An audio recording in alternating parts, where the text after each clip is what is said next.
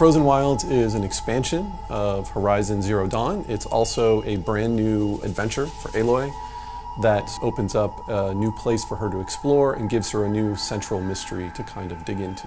We're going to be going to the Cut, which is a part of the Banuk territory. The Banuk live in an area called Banur, and it's actually set in a northern part. It's very icy, very cold, and a very hostile environment. You're going to be going into a region that has been settled by the Banuk. It's not actually their homeland. This is not a place where you're going to find big cities or settlements. You're going to find these kind of scrappy outposts, places where people are trying to find a footing and hold on. Even before we began work on the Frozen Wilds, we'd written dozens of pages about the Banuk. But this was really an opportunity for us to flesh that out so much more, to really focus on them, put them in the spotlight, try to imagine all of these details about their warrior and hunting culture, really dive deeper into their kind of mystical beliefs, and then find ways of having that fuel the drama of the quest that you're going to be taking part in as you explore this region. One of the processes that we use to design our tribes is a process that we call intrinsic ideation. And it's a process where we first of all look at where this thing has come from. Everything has to come from the world. They don't really have any ability to farm. So all of their survival is based on hunting. You have to be nomadic, you have to be on the move. If there's herds moving around, you have to move with the herds. So these people don't build sort of settlements that have always been there. They actually have very mobile camps that they move along as the herds move through the landscape. I'm not here for glory. I'm here for the mountain. We work in great collaboration with all the different disciplines here, and the art and concept team had a huge role in developing the Banuk.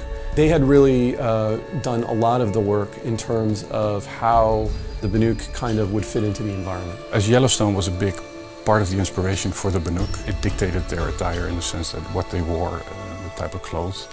Even the colors were picked from Yellowstone. The prismatic pools, it's quite an outspoken, bright color palette compared to the other tribes in Horizon. Our goal was really to try to think about what it would be like to be a tribe in the natural world, a very specific aspect of the natural world, and then extrapolate from there. Unlike Earth-like tribes, we have robots roaming around. And these also dictate the belief systems, but also their resources. They take parts from the machines and try to almost dress like the machines. The primary spiritual idea that the Banuk have revolves around this concept of the blue light. The blue light that you see in the machine, the eyes of the machines.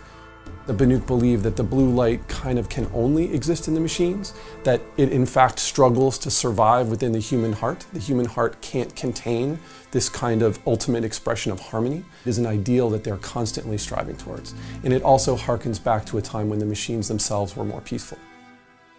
We have people here who take a very grounded approach. They really try to think about things in terms of function and what's the truth of the idea rather than just what would look cool. We have a very tight relationship with the writing team. An idea for a tribe can come from both art direction or concept artist or a designer or a writer. But usually then we go into the ideation process about really thinking how this tribe could have developed. And then we use short stories that the writing team writes, or we use concept art paints that an artist has made and really develop it and look at it from every different angle. And it's really one of the most rewarding aspects of working on Horizon. We really come to these really lush and exotic tribes that we can develop.